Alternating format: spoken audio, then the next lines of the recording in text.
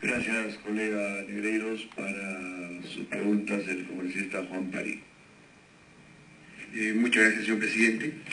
Es una economía abierta, y como economía abierta tenemos que saber mejorar cada vez nuestros procesos, y eso está bien. Pero sin embargo, estos procedimientos deben tener un impacto y un aterrizaje concreto con la realidad. Y es la realidad que empieza a medir si es que esos procedimientos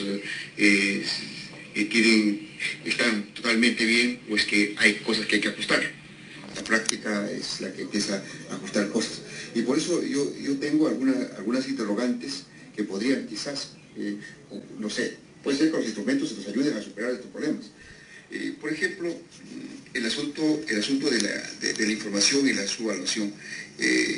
Yo tengo entendido que hasta el mes de octubre del año 2009, SUNAT en su página web daba información sobre el comercio exterior, incluyendo valor unitario, mercancías importadas, el nombre del proveedor y entre otros.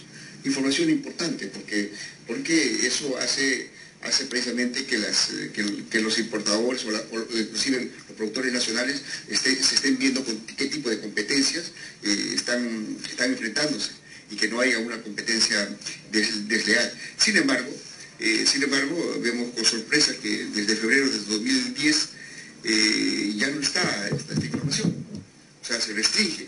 Y lo que me preocupa más de que, sin embargo, hay empresas privadas que ofrecen esa información.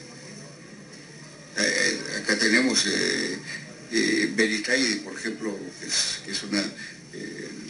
que aquí tengo inclusive la información que ellos están ofertando.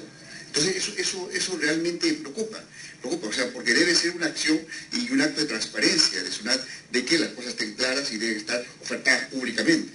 Entonces, y que aparezca la información por una situación privada realmente preocupa y puede llevarse a un montón de argumentos, inclusive de carácter especulativo. Yo no quiero caer en eso. Lo concreto es de que eso es lo que está ocurriendo. Ahora, ese es un tema con afán de la transparencia en estas instituciones.